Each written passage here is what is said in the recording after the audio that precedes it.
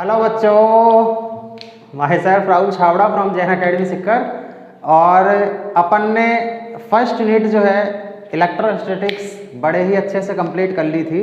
उसके दोनों चैप्टर्स अपने कंप्लीट हो गए थे और उसमें चार्ज जो था वो हमेशा रेस्ट कंडीशन में रहता था। ठीक है, अब अपनी जो सेकंड यूनिट है जिसको अपन करंट इलेक्ट्रिसिटी नाम देते हैं, इसमें चार्ज कैसा होगा, मोशन में होगा। करनी वही अपन चार्ज की प्रॉपर्टीज की स्टडी है, करना वही है जैसे इलेक्ट्रोस्टैटिक्स में भी अपने चार्ज की प्रॉपर्टीज की स्टडी करी थी, when charge is in rest condition. Current electricity में भी अपन वही करेंगे कि चार्ज की प्रॉपर्टीज की स्टडी करेंगे, लेकिन चार्ज कैसा होना चाहिए, अब मोशन में आना चाहिए। ठीक है, और चार्ज यदि चलना शुरू हो जाता है तो अपन ने पहले ही बात करी थी, जैसे ही चार्ज चलना शुरू हो जाता है तो क्या होता है, करंट फ्लो होना शुरू हो जाती है। क्लियर। तो करंट इलेक्ट्रिसिटी की यदि डेफिनेशन देना चाहे तो अपन ये बोल सकते हैं, it is the branch of physics in which we study about the properties of charge when the charge is in motion. ठीक है, तो जब चार्ज मोशन में है उस टाइम पे यदि अपन चार्ज की प्रॉपर्टीज की स्टडी कर रहे हैं तो उस स्टडी को अपन नाम देते हैं करंट इलेक्ट्रिसिटी। क्लियर। तो अब फर्स्ट और सेकंड चैप्टर अपने कंप्लीट हो गए थे।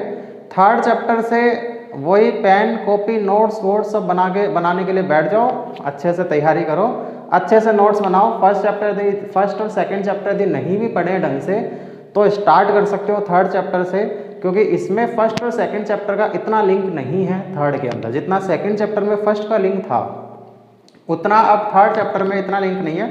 कुछ फॉर्मूले अपन काम में लेंगे तो फॉर्मूले मैं बता दूंगा, तो नहीं भी पढ़े हैं तो भी कोई दिक्कत वाली बात नहीं है, वो अपने हो जाएंगे इसमें। ठीक है, तो करंट इलेक्ट्रिसिटी की बात करते हैं। देखो करंट अपन ने बोल दिया फ्लो ऑफ चार्ज। ठीक है, बाकी डेफिनेशन तो अपन बाद में देखेंगे। तो करंट जो है वो एक तरह से फ्लो ऑफ चार्ज है। यदि चार्ज फ्लो हो गया तो करंट फ्लो होती है। ठीक है, ये अपन ने देख लिया। लेकिन एक चीज समझना कि करंट क्या सब तरीके से फ्लो होती है, सब जगह फ्लो होती है। जैसे मान लो मेरे पास में ये कंडक्टर है, एक कंडक्टिंग रोड है, ठीक है, रखी हुई है यहाँ पे, अच्छी वाली रखी हुई थी, मजे कर रही थी। इस कंडक्टर के अंदर क्या है, फ्री इलेक्ट्रॉन्स है, ये अपन जानते हैं, किसी भी कंडक्टर के अंदर फ्री इलेक्ट्रॉन्स होते हैं। तो इस कंडक्टर के अंदर फ्री इलेक्ट्रॉन्स है, फ्री इलेक्ट्रॉन्स इधर उधर मोशन ही तो करते हैं। ये भी अपन जानते हैं कि किसी भी कंडक्टर के अंदर जो फ्री इलेक्ट्रॉन्स होते हैं वो रैंडमली इधर उधर क्या करते रहते हैं, मोशन करते रहते हैं, ये अपन सब जानते हैं। तो कंडक्टर के अंदर यदि इलेक्ट्रॉन्स रैंडमली इधर उधर मोशन कर रहे हैं तो इसका मतलब इसमें करंट फ्लो हो रही है, क्योंकि अपन ने ये तो बोला मोशन ऑफ चार्ज ही क्या होता है, करंट। तो इसका मतलब इसके अंदर करंट फ्लो हो रही है, और यदि करंट फ्लो होगी मैं इसको टच कर दूं तो मुझे झटका लगना चाहिए। अभी किसी भी वायर में करंट फ्लो होती है और अपन उसको यदि टच कर दे तो क्या होगा, करंट फ्लो हो रही है तो मुझे एक झटका लगेगा। ठीक है, 440 वोल्ट का, तो इसमें एक झटका लगेगा मेरे को। तो ऐसा होता है या नहीं होता है, ये तो चीज़ अपन जानते हैं। अरे एक आयरन की रॉड रखी हुई है, तुमने उसको उठा लिया तो क्या तुम्हें झटका लगता है, करंट लगता है? नहीं लगता। क्यों नहीं लगता? लेकिन उसके अंदर करंट तो फ्लो हो रही थी, यानी कि चार्ज तो फ्लो हो रहा था। चार्ज तो उसके अंदर फ्लो हो रहा था लेकिन फिर भी अपन को करंट नहीं लगी, यानी कि इसके अंदर करंट फ्लो नहीं हो रही थी। तो फिर अपन ये बोलते हैं flow of charge is called current. तो ये तो गलत हो गया, क्योंकि चार्ज तो फ्लो हो रहा था लेकिन करंट फ्लो नहीं हो रही थी, क्योंकि अपन को झटका नहीं लगा। समझ में आ रही चीज? तो फिर ऐसा क्यों हुआ कि इसके अंदर चार्ज फ्लो हो रहा था, चार्ज मोशन में था, लेकिन फिर भी करंट फ्लो नहीं हो रही थी, यानी कि अपन को झटका नहीं लगा? उसका रीजन समझना। उसका रीजन क्या है, जैसे मान लो मेरे पास में एक रोड है, ठीक है, कंडक्टिंग रोड है, इसके अंदर अपन को ये पता है कि बहुत सारे क्या है, फ्री इलेक्ट्रॉन्स है। ये फ्री इलेक्ट्रॉन है, ये फ्री इलेक्ट्रॉन है, ये फ्री इलेक्ट्रॉन है, इधर फ्री इलेक्ट्रॉन है, इधर फ्री इलेक्ट्रॉन है, इधर फ्री इलेक्ट्रॉन है, ऐसे है।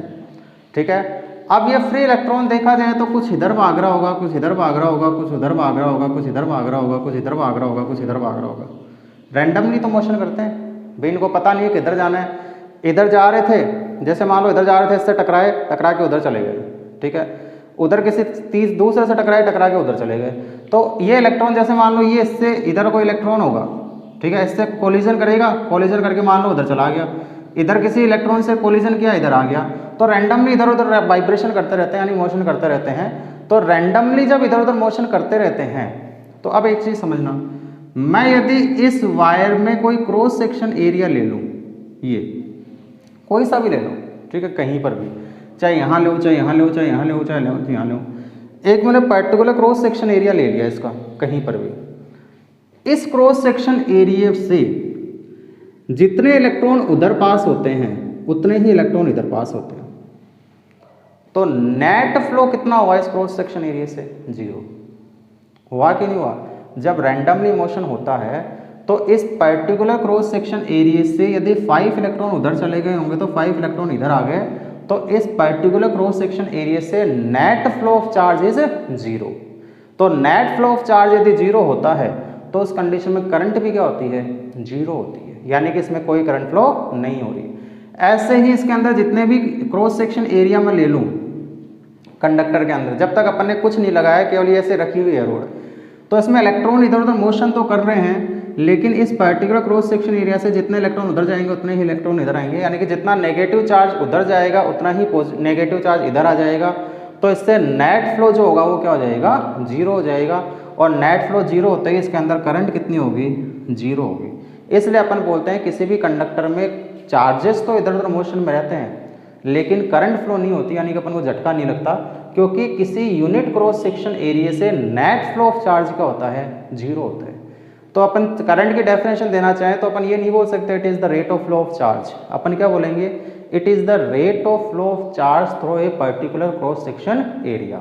ठीक है, एक पर्टिकुलर क्रॉस सेक्शन एरिया से पर सेकेंड कितना चार्ज फ्लो हो रहा है उसी को अपन क्या बोलेंगे? करंट बोलेंगे। तो यहाँ पे क्रॉस सेक्शन एरिया एक वर्ड और ऐड करना पड़ेगा, डेफिनेशन स्पीड से सुनना। Current is the rate of flow of charge through a particular cross section area. ठीक है, किसी भी पर्टिकुलर क्रॉस सेक्शन एरिया से पर सेकंड कितना चार्ज फ्लो हो रहा है उसी को अपन क्या बोलेंगे? उसकी इलेक्ट्रिक करंट। ये कब होगा? जैसे मान लो अब मैंने क्या किया, इस बैटरी को इस कंडक्टर को किसी बैटरी से कनेक्ट कर दिया तो ये पॉजिटिव इधर आ गया, नेगेटिव इधर आ गया। ठीक है, तो ये वाला एंड तो पॉजिटिव हो गया, ये वाला एंड नेगेटिव हो गया। अब इलेक्ट्रॉन जो उधर जा रहे थे उस पर नेगेटिव के कारण क्या लग रहा है? रिपल्शन। तो सारे के सारे इलेक्ट्रॉन किधर आना शुरू हो जाएंगे? इधर आना शुरू हो जाएंगे। तो इसके अंदर से नेट फ्लो होने लग जाएगा, अब इलेक्ट्रॉन उधर जा ही नहीं रहे, तो इस पर्टिकुलर क्रॉस सेक्शन एरिया से नेट फ्लो होना शुरू हो जाएगा और यानी कि करंट फ्लो होना शुरू हो जाएगी। ठीक है, ये तो अपन आगे और देख लेंगे। कुल मिला के जब तक अपन ने इलेक्ट्रिक फील्ड या मान लो बैटरी नहीं लगाई, यानी कि पोटेंशियल डिफरेंस नहीं लगाया है, तब तक क्या हो रहा है? तब तक इसके अंदर चार्जेस फ्लो तो हो रहे हैं, लेकिन किसी यूनिट क्रॉस सेक्शन एरिया से नेट चार्ज है वो 0 फ्लो हो रहा है, कोई फ्लो नहीं हो रहा।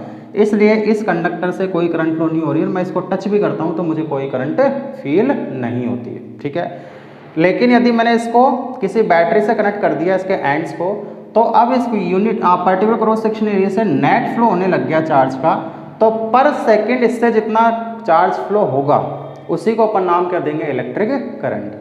तो मान लो यदि डेल्टा टी टाइम में डेल्टा क्यू चार्ज फ्लो हो गया तो अपन क्या बोलेंगे? आई इक्वल्स टू क्या हो जाएगा? Delta Q by delta T, rate of flow of charge. ठीक है, rate of flow of charge through a particular cross section area is called current. तो आई का जो फॉर्मूला अपने पास में निकल के आता है वो आता है delta Q by delta T. ठीक है, अब यदि स्मॉल होगा, यदि मान लो स्मॉल करंट की बात करेंगे तो आई इक्वल्स टू क्या हो जाएगा? D Q by D T. जब डेल्टा टी टेंस टू क्या हो? 0, तो उस कंडीशन में ये हो जाएगा d Q by D t. यानी कि मैं बोल सकता हूँ क्या है ये? D Q by D t actual में क्या है? ये मैं बोल सकता हूँ differentiation of charge with respect to time is called current. ठीक है, चार्ज का डिफरेंशिएशन टाइम के रेस्पेक्ट में जब किया तो क्या मिला अपन को? करंट मिली। तो differentiation of charge with respect to time is called current. ठीक है, तो एक तो फॉर्मूला अपने पास में आता है I equals to D Q by D T. ठीक है, और देखो फॉर्मूला क्या बनता है। यदि इसको मैं सीधा बोलना चाहूँ तो आई इक्वल्स टू मान लो टी टाइम में यदि क्यू चार्ज फ्लो होता है तो मैं क्या बोल दूंगा? Q by T. भाई ये तो यही तो चीज़ है, डेल्टा टी टाइम में डेल्टा क्यू चार्ज यदि इस एरिया से फ्लो होता है तब तो I equals to delta Q by delta T. D T time में यदि डी क्यू चार्ज इस एरिया से फ्लो होता है तो I equals to D Q by D T. यदि टी टाइम में क्यू चार्ज इस एरिया से फ्लो होता है तो I equals to Q by T. ठीक है, अब क्यू चार्ज है तो इसको मैं ऐसे भी तो बोल सकता हूँ, क्यू क्या होता है? N e upon t. Q होता है क्या? N e. चार्ज क्या होता है? Number of electron into 1 electron का चार्ज। कि यदि यहाँ से मान लो 50 इलेक्ट्रॉन्स यदि फ्लो हुए हैं तो चार्ज कितना फ्लो हुआ है? 50 इंटू 1.6 इंटू 10⁻⁻19 कूलम, इतना ही तो हुआ है। तो n इलेक्ट्रॉन्स फ्लो हुए तो चार्ज कितना हो गया? n। ये लॉ ऑफ क्वांटाइजेशन से अपन ने पढ़ रखा है। तो I इक्वल्स टू क्या हो जाएगा? Q बाई टी या n अपॉन टी। ठीक है, तो एक फॉर्मूला अपने पास ये हो रहेगा I equal to Q by T और एन अपॉन टी। क्लियर। अब देखो इसके अंदर ये तो अपने पास में करंट के फॉर्मूले निकल के आ गए, I equal to D Q by D t बोल दो, I equal to Q by t बोल दो। अब देखो यहाँ से यदि मैं डी टी को उधर ले जाऊँ, यदि मैं डी टी को इधर ले जाऊँ तो डी क्यू जो होगा वो डी क्यू क्या हो जाएगा, आई डी टी हो जाएगा। डी क्यू क्या हो जाएगा, आई डी टी। यदि मैं दोनों तरफ इंटीग्रेशन कर दूं तो यहाँ से integration d q equal to हो जाएगा integration I D t. Integration d q क्या होगा, क्यू। तो यहाँ से एक फॉर्मूला और निकल के आएगा, q equal to integration I D t, यानी कि चार्ज जो होगा वो क्या हो जाएगा, इंटीग्रेशन आई डी टी। इसका मतलब मैं बोल सकता हूँ integration of current with respect to time is called charge. ठीक है, तो करंट और टाइम के बीच में जो इंटीग्रेशन होगा उसका इंटीग्रेशन क्या होगा, चार्ज के इक्वल रहता है। क्लियर। तो ये अपने पास में फॉर्मूला निकल के आ गए। एक तो I equal to, main formula क्या है, I equal to D Q by D T, I equal to Q by T equal to N E by T और Q equal to integration I D T. Clear. अब देखो इसके अंदर और आगे क्या आएगा, यदि मैं यूनिट निकालना चाहूँ तो चार्ज की यूनिट कूलाम और टाइम की यूनिट सेकेंड। तो इसकी जो ऐसा यूनिट होती है, जो ऐसा यूनिट आएगी इसकी, वो तो आ जाएगी कूलाम पर सेकंड, और इसी को नाम क्या देते हैं अपन, एम्पियर बोलते हैं। एम्पियर करंट की यूनिट क्या होती है, एम्पियर। और यदि मैं इसकी सीजीएस यूनिट की बात करूं तो सीजीएस यूनिट इसकी बायोट, और इसको नाम देते हैं एब एम्पियर। ठीक है, बायोट बोल दो, वैसे पूछा नहीं जाता। सीजीएस यूनिट होती है इसकी बायोट और एब एम्पियर, और ऐसा यूनिट होती है इसकी कूलाम पर सेकंड और एम्पियर। क्लियर। तो ये अपने पास में कुछ करंट से रिलेटेड कुछ सिंपल पॉइंट्स आ गए। अब पॉइंट्स कुछ पॉइंट्स और हैं, ये सुनना। फर्स्ट पॉइंट, करंट कैसी क्वांटिटी है, स्केलर या वेक्टर। ठीक है, देखो करंट की डायरेक्शन होती है तो अपन को पता चलेगी। ठीक है, अपन जैसे बोलते हैं, जैसे मान लो मैं थोड़ा सा इसको सिंपली वे में बना दूँ, सिंपल कैसे हो सकता है उस चीज़ को समझना। इस डायग्राम को थोड़ा सा अच्छे से बना देते हैं ताकि और क्लियरिटी आ जाए तुम्हारे। करंट की डायरेक्शन होती है कि नहीं होती, अरे करंट की डायरेक्शन होती है कि नहीं होती। करंट की डायरेक्शन तो अपन बोलते हैं करंट इस डायरेक्शन फ्लो हो रही है, करंट उस डायरेक्शन फ्लो हो रही है, इसका मतलब डायरेक्शन तो होती है। जैसे मान लो मेरे पास में ये एक वायर था, ये एक रेजिस्टेंस अपन ने ले लिया। ठीक है, रेजिस्टेंस का सिंबल है, सब जानते होंगे ये वाला। ठीक है, पता नहीं सर क्या बना रहे हो, ये पॉजिटिव नेगेटिव, वी वोल्ट की बैटरी। करंट मान लो ऐसे फ्लो हुई, ये ए ये बी। ठीक है, करंट ऐसे फ्लो हो रही है ए से बी आई। तो करंट कैसे फ्लो हो रही है, पॉजिटिव टर्मिनल से स्टार्ट हो रही है और नेगेटिव टर्मिनल पे अंदर जा रही है, ऐसा ही तो हो रही है। तो करंट ऐसे बी फ्लो हो रही है, तो इसका मतलब इलेक्ट्रॉन जो फ्लो हो रहे हैं वो बी से ए फ्लो हो रहे हैं, opposite to the current. Current जिस डायरेक्शन में फ्लो होती है, इलेक्ट्रॉन उसके अपोजिट डायरेक्शन में फ्लो होते हैं। और यदि मैं प्रोटॉन की बात करूंगा तो प्रोटॉन जो फ्लो हो रहे हैं वो करंट की डायरेक्शन में ही फ्लो हो रहे हैं। बस ये चीज़ें ध्यान रखनी है कि करंट जो है वो यदि ए से बी, पॉजिटिव से नेगेटिव की तरफ फ्लो होती है, तो इलेक्ट्रॉन जो है वो उसके अपोजिट डायरेक्शन में, करंट के अपोजिट डायरेक्शन में फ्लो होते हैं, और प्रोटॉन जो है वो करंट की डायरेक्शन में ही फ्लो होते हैं। क्लियर। तो ये चीज़ ध्यान रखनी है, इलेक्ट्रॉन करंट के अपोजिट डायरेक्शन में फ्लो होते हैं और प्रोटॉन करंट की डायरेक्शन में ही फ्लो होती है। ठीक है, अब देखो ये पॉजिटिव है तो इसका मतलब यहाँ पे पोटेंशियल क्या हो गया, V, और यहाँ पोटेंशियल क्या हो गया, 0 हो जाएगा। करंट जो फ्लो होती है वो हमेशा हाई पोटेंशियल से लो पोटेंशियल की तरफ फ्लो होती है। क्वेश्चन है, करंट जो फ्लो होगी, समझना आपसे इस चीज़ को, करंट जो फ्लो होगी वो हमेशा हाई पोटेंशियल से लो पोटेंशियल की तरफ फ्लो होगी। ठीक है, करंट हमेशा हाई पोटेंशियल से लो पोटेंशियल फ्लो होती है। और इलेक्ट्रॉन कैसे फ्लो होते हैं, इलेक्ट्रॉन तो ऐसे फ्लो हो रहे थे अपोजिट डायरेक्शन में करंट के, यानी कि लो पोटेंशियल से हाई पोटेंशियल की तरफ। तो इलेक्ट्रॉन जो फ्लो होते हैं वो होते हैं लो पोटेंशियल से हाई पोटेंशियल की तरफ। और यदि प्रोटॉन की बात करेंगे तो प्रोटॉन कैसे फ्लो होंगे, प्रोटॉन तो करंट की डायरेक्शन में फ्लो हो रहे हैं, यानी कि हाई पोटेंशियल से लो पोटेंशियल की तरफ। हाई पोटेंशियल से लो पोटेंशियल की तरफ क्या फ्लो हो रहे हैं, इलेक्ट्रॉन्स फ्लो हो रहे हैं। क्लियर। तो ये तो अपन को ये ध्यान रखना है, करंट हमेशा हाई पोटेंशियल से लो पोटेंशियल फ्लो होती है, इलेक्ट्रॉन हमेशा लो पोटेंशियल से हाई पोटेंशियल फ्लो होते हैं, और प्रोटॉन जो होते हैं वो हमेशा हाई पोटेंशियल से, इलेक्ट्रॉन जो होते हैं वो हमेशा लो पोटेंशियल से हाई पोटेंशियल फ्लो होते हैं, और पॉजिट्रॉन यानी कि प्रोटॉन जो होते हैं वो हमेशा हाई पोटेंशियल से लो पोटेंशियल की तरफ फ्लो होते हैं। क्लियर। तो ये सारी चीज़ अपनी क्लियर हो गई। अब और समझो इसमें करंट में, अब अपन ये बोल रहे थे करंट स्केलर क्वांटिटी है, वेक्टर क्वांटिटी है, या और कुछ है। डायरेक्शन तो होती है तो अपन को पता चलेगा, करंट की डायरेक्शन तो होती है, लेकिन करंट एक एक्सेप्शन है कि करंट जो है वो हमेशा स्केलर क्वांटिटी होती है, वो वेक्टर क्वांटिटी नहीं होती है। क्योंकि वेक्टर के लिए अपन ने एक डेफिनेशन बोली थी, वेक्टर ऐसी क्वांटिटी होती है जिसमें डायरेक्शन भी होती है, जिसका मैग्नीट्यूड भी होता है, जिसकी डायरेक्शन भी होती है, और जो लॉ ऑफ वेक्टर को फॉलो भी करती है। ऐसी क्वांटिटी को अपन नाम देते हैं vector quantity. Clear? Quantities which is having magnitude, direction and follow law of vector is called vector quantity. तो करंट के पास भी क्या है? मैग्नीट्यूड भी है, जैसे मान लो I = 5 एम्पियर है तो मैग्नीट्यूड है, डायरेक्शन भी है, लेकिन ये लॉ ऑफ वेक्टर को फॉलो नहीं करती है, और जो लॉ ऑफ वेक्टर को फॉलो नहीं करेगी वो वेक्टर क्वांटिटी तो नहीं होगी, वो स्केलर क्वांटिटी होगी। ठीक है? लॉ ऑफ वेक्टर को फॉलो कैसे नहीं करेगी उस चीज़ को समझना। यदि अपन बात करें लॉ ऑफ वेक्टर के लिए, जैसे मान लो ये एक पॉइंट है,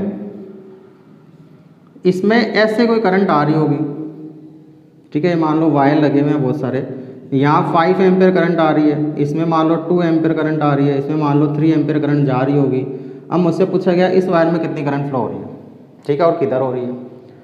तो 5 और 2 तो आ रही थी, 7 आ रही थी, 7 में से 3 तो चली गई, तो 4 और जाएगी, इसका मतलब इसमें कितनी करंट फ्लो होगी?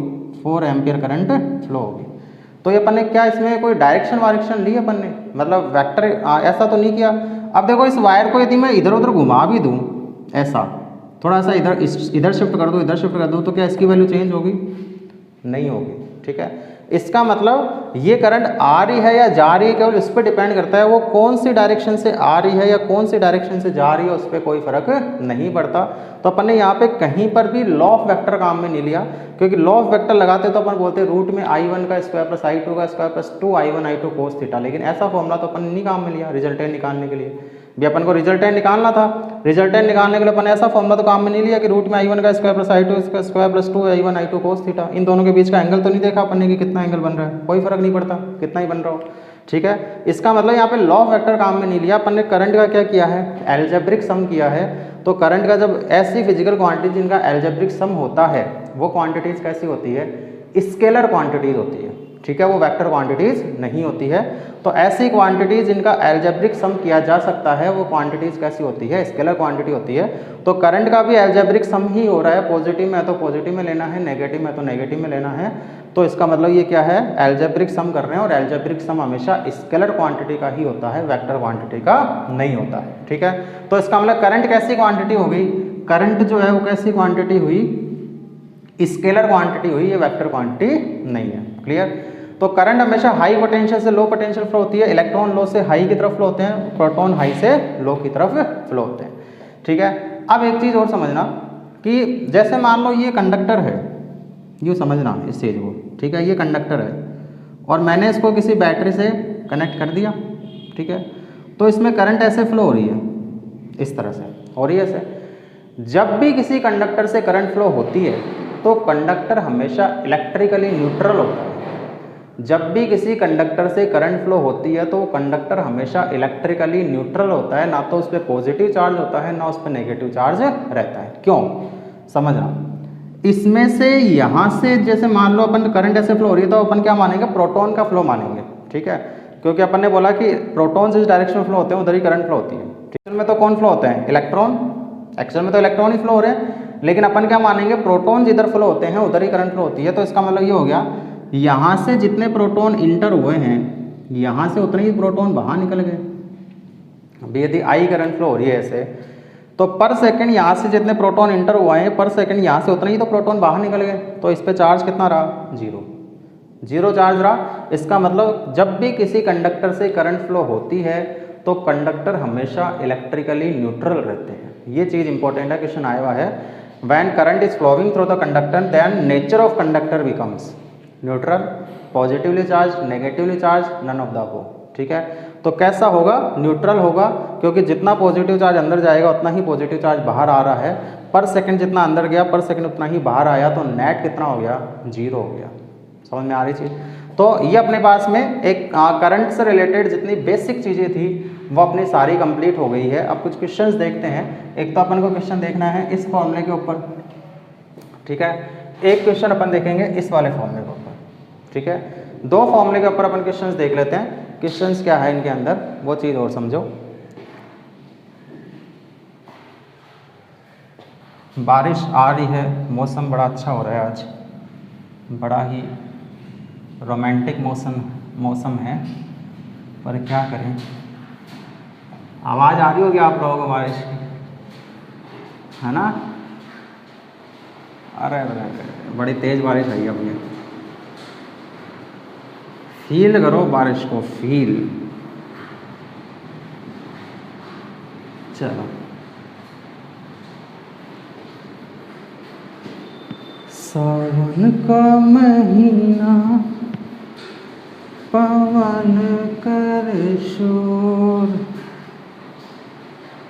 सावन का महीना पवन कर शोर। अरे शोर नहीं बाबा, शोर शोर, ठीक है। चलो, एक तो अपने पास में फॉर्मूला ही आया था I equals to D Q by D t, और एक अपने पास में फॉर्मूला ही आया है Q equals to integration I D T, ठीक है। दो फॉर्मूले आए हैं। क्वेश्चन देखते हैं इसके ऊपर। बड़ी तेज़ बारिश आ रही है चलो देखो, ऐसे मौसम में मुझे वीडियो बनाने पड़ रहे हैं, टाइम भी हो रहा है। चलो, I equals to D Q by D t और Q equals to integration I D T, ठीक है। ये अपने पास में फॉर्मूले आए थे। अब इसको समझना है, इस फॉर्मूले से क्वेश्चन क्या निकलते हैं। जैसे क्वेश्चन ये आ गया, Q इक्वल्स टू अपन को दे रखा है 2t² प्लस 3t प्लस 3, ठीक है। और मुझसे पूछ लिया गया फाइंड, ये क्वेश्चन है, क्वेश्चन, ठीक है। ये चार्ज है क्यों, ये क्वेश्चन नहीं है, ये क्वेश्चन है और ये चार्ज है क्यों, ठीक है। Find current at time t equals to 2 second. 2 second पे अपन को करंट की वैल्यू फाइंड आउट करनी है, ठीक है। क्यों मुझे पता है, करंट का फॉर्मूला क्या होता है, I equals to D Q by D t हो जाएगा। Differentiation of charge with respect to time, तो I equals to d by D t और Q की वैल्यू पुट कर दो 2t² प्लस 3t प्लस 3, कर दिया। डिफ्रेंशिएशन करना आता है सबको, मान सकता हूँ क्या आता है। इंडिविजुअल हो जाता है सबका, इंडिविजुअल चलो मैं लिख देता हूँ डी बाई डी टी, एक तो हो जाएगा 2t² plus D by D T, एक हो जाएगा 3t plus D by D T, एक हो जाएगा 3, ठीक है। t² का डिफ्रेंशिएशन 2t और 2 पहले से, यानी कि 2t इंटू 2 कितना हो जाएगा 4t। 3t का डिफ्रेंशिएशन 3 और 3 का डिफ्रेंशिएशन 0, तो 4t plus 3, I equals to कितना आएगा 4t प्लस 3। और कितने टाइम पे पूछा गया अपन से, 2 सेकेंड पे कितना होगा, तो 2 सेकेंड पे निकाल लो। I equals to 4 into 2 plus 3, यानी कि 8 प्लस 3 यानी कि 11 एम्पियर। ये अपने पास में आंसर आएगा। ये तो तब है जब अपन को चार्ज दे रखा था और करंट पूछी गई थी। अब सेकंड क्वेश्चन सुनो। सेकंड क्वेश्चन क्या है, क्वेश्चन नंबर सेकंड, ठीक है। तो क्वेश्चन नंबर क्या था, 1 था, ठीक है। क्वेश्चन नंबर सेकंड, अपन से बोला गया कि I इक्वल्स टू मुझे दे रखा है 2t प्लस 3t² प्लस 5, ठीक है। करंट की इक्वेशन दे रखे है टाइम के रेस्पेक्ट में, और अपन से पूछा गया find charge from 0 to 3 second. 0 से 3 सेकेंड के बीच में कितना चार्ज फ्लो हुआ है, ये अपन को पूछा गया है। चलो, चार्ज का फॉर्मूला क्या होता है, Q equals to integration I D t होता है। लिमिट कहाँ से कहाँ तक है टाइम की, 0 से 3 हो जाएगा। तो Q इक्वल्स टू इंटीग्रेशन 0 से 3, I की वैल्यू पुट कर दो 2t प्लस 3t² प्लस 5। मुझे शर्म आती है ऐसे क्वेश्चन करवाते हुए, मतलब सॉल्व करते हुए ऐसे क्वेश्चन को, बस यहाँ तक मैं बता देता हूँ, आगे सॉल्व करते हुए मुझे शर्म आ जाती है। Q इक्वल्स टू 2t का डिफरेंशियल इंटीग्रेशन t² बाई 2, तो बचेगा कितना 2t। मुझे स्टेप और बढ़ानी पड़ जाती है, मैं कई बार सोचता हूँ, क्योंकि क्या सामने कोई बैठा नहीं है, तो मुझे पता नहीं कि ऐसे तो क्या सामने बैठे रहते हैं स्टूडेंट्स, तो पूछते रहते हैं, मैं पूछता रहता हूँ हाँ समझ में आ गया, हाँ आ गया, ये ऐसे हो जाएगा, हाँ ऐसे हो जाएगा, तो एक दो स्टेप तो मैं वैसे ही खा जाता हूँ। लेकिन अब क्या है, मुझे हर स्टेप लिखनी पड़ती है, सामने कोई बैठा नहीं है, पता नहीं है समझ में आ रहा है नहीं आ रहा। तो 2 ऐसे कैसे, t जो है वो क्या हो जाएगा t² बाई 2। सर आप कैसे लिख दो, मैं समझ में नहीं आएगा। इस ब्रह्मांड की कोई भी ताकत ऐसी नहीं है जो मैं फिजिक्स समझा सकती हूँ ऐसा तो नहीं है भाई। t² का क्या हो जाएगा t³/3 0 से 3 प्लस 5 ऐसे कैसे, और इसका क्या होता है t 0 से, अरे ऐसा तो नहीं मैं लिख ही रहा हूँ बस, आते हैं इंटीग्रेशन डिफरेंशिएशन तो करने आते होंगे, ठीक है, ऐसा तो नहीं है, तो मैं बता भी चुका हूँ वैसे तो पहले भी। 2 बाहर आ जाएगा, 2 से 2 कैंसिल, t² की जगह बोलेंगे 3² माइनस 0 का स्क्वायर, प्लस 3 बाहर आ जाएगा, 3 से 3 कैंसिल, t³ की जगह हो जाएगा 3 का क्यूब माइनस 0 का क्यूब, प्लस 5 ऐसे कैसे, और ये हो जाएगा 3 माइनस 0, ठीक है। तो q इक्वल्स टू 9, 3 का स्क्वायर कितना होगा 9, प्लस 3 का क्यूब 27, प्लस 5 इंटू 3 15, आगे कर लो, q equals to 36 plus 15 51 coulomb, ठीक है। इतना चार्ज जो है वो फ्लो है, समझ में आ रही चीज़। ये तो किस में दे रखा था अपन को, ये सारी चीज़ अपन को कूलम में दे रखी, तो आंसर किस में आ गया एम्पियर में, और ये सारी चीज़ अपन को किस में दे रखी थी एम्पियर में दे रखी थी, तो आंसर किस में आ गया कूलम में, समझ में आ रही चीज़। ये इस टाइप के से 2 क्वेश्चन बनते हैं अपने, ठीक है। अभी जो अपन ने फॉर्मूले देखे हैं, या तो डिफरेंशिएशन करवा सकता है या इंटीग्रेशन करवा सकता है। चार्ज दे रखा है तो डिफरेंशिएशन होगा, करंट दे रखी है तो इंटीग्रेशन रहेगा, ठीक है। यानी कि मुझे यदि करंट निकालनी है तब तो डिफरेंशिएशन करना पड़ेगा, यदि मुझे चार्ज निकालना है तो इंटीग्रेशन करना पड़ेगा, सिंपल। एक क्वेश्चन और देखना, एक क्वेश्चन और है इसके अंदर, ये तो 2 क्वेश्चन हो गए, ठीक है। इस टाइप जो अभी तक अपन ने पढ़ा है उससे रिलेटेड अपने 2 क्वेश्चन हो गए। और देखो अब इसमें और क्या चीज़ है, एक क्वेश्चन और है, ठीक है, समझना क्वेश्चन और। फॉर्मूला अपना ये आया था एक, ये वाला, इस पे बेस्ड क्वेश्चन है। ये एक्चुअल में क्या बताता है, अब समझो इस चीज़ को, ये क्या बताता है, यदि मैं करंट और टाइम के बीच में जो ग्राफ दे रखा है उसका एरिया ले लूँगा तो मुझे क्या मिल जाएगा, चार्ज मिलेगा कि नहीं मिलेगा, समझ में आ रही चीज़। आ गया वो फॉर्मूला वही जो अपन ने कल डिस्कस किया था कि ऐसा यदि फॉर्मूला मिलता है तो ये क्या बताता है कि करंट और टाइम, इसका और इसका बीच में जो ग्राफ बना है वो ग्राफ का एरिया हमेशा किसको बताएगा, इसको बताएगा, ठीक है। जैसे मान लो क्वेश्चन अपने पास में आ गया, क्वेश्चन 3 है, find charge in 0 to 4 second, ठीक है। और ऐसा कोई ग्राफ दे दिया, ग्राफ को समझना, करंट और टाइम, इसके बीच में अपन को ग्राफ दे रखा है, और मैं ये मान लेता हूँ कि ऐसा कोई ग्राफ दे रखा है, जैसे मान लो इस तरह का, ठीक है। ये तो अपन ने मान लिया 2 सेकेंड, ये अपन ने मान लिया 4 सेकेंड, और ये अपन ने मान लिया 6 सेकेंड, और ये वैल्यू अपन ने मान ली 10 एम्पियर, ठीक है। तो अब अपन से पूछा गया 0 से 4 सेकेंड के बीच में, 0 से 4 सेकेंड के बीच में, 0 से 4 सेकेंड के बीच में कितना चार्ज फ्लो हो रहा है। 0 से 2 भी पूछा जा सकता है, 0 से 4 भी पूछा जा सकता है, 0 से 6 भी पूछा जा सकता है।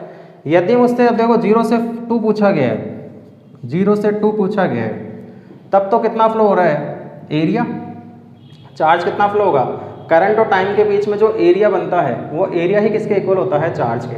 तो मैं यदि यहाँ पे 0 से 2 की लिमिट लगा दूंगा तो चार्ज मुझे 0 से 2 मिल जाएगा, मैं 0 से 4 की लिमिट लगा दूंगा तो चार्ज मुझे 0 से 4 मिल जाएगा, यदि मैं 0 से 6 की लिमिट लगा दूंगा तो चार्ज मुझे 0 से 6 मिल जाएगा।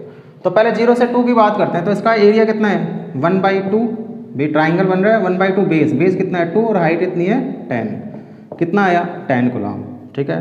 यदि मुझसे पूछा जाए 0 से 4 सेकेंड, तो 0 से 4 सेकेंड कितना होगा, वही क्या बन रहा है 0 से 4 में, एक तो ट्राइंगल बन रहा है और एक रेक्टेंगल बन रहा है, तो 1/2 इंटू 2 इंटू 10, ये तो ट्राइंगल का एरिया हो गया, ये तो निकाल चुके हैं अपन, ये वाला, प्लस रेक्टेंगल का एरिया 2 इंटू 10, 2 इंटू 10, ये 10 और ये 20, 30 कूलम।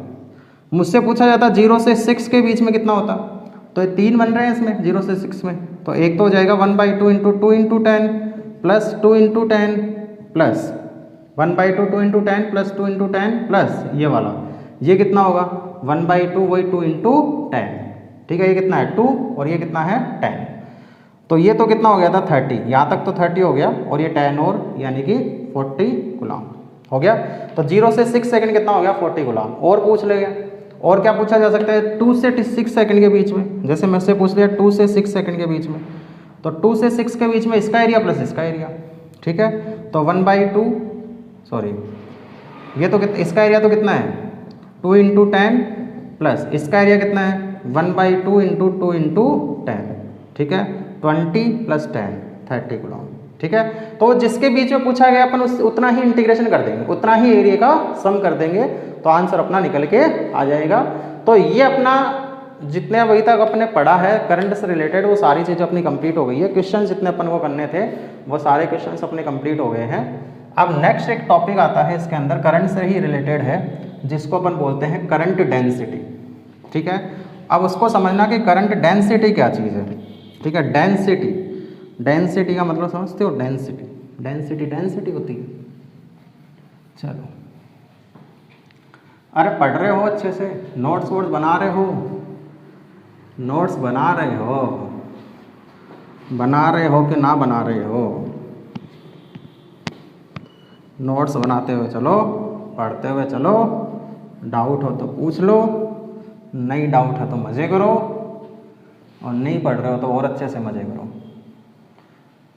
है ना। 12th बोर्ड के एग्ज़ाम कैंसिल हो ही चुके हैं, इससे बढ़िया चीज़ और क्या हो सकती है ज़िंदगी में, है ना। बड़े खुश हुए होंगे 12th के बोर्ड के एग्ज़ाम कैंसिल हुए तो, बोर्ड के एग्ज़ाम कैंसिल हो गए, कैंसिल हो गए, एग्ज़ाम कैंसिल ही हो गए, पास हो गए सारे, कोई मतलब नहीं निकला। साल भर जिसने पढ़ा और जिसने नहीं पढ़ा मतलब निकला है बच्चा, मतलब निकला है। मतलब तब निकलेगा जब वो कंपटीशन का एग्ज़ाम देगा, है ना।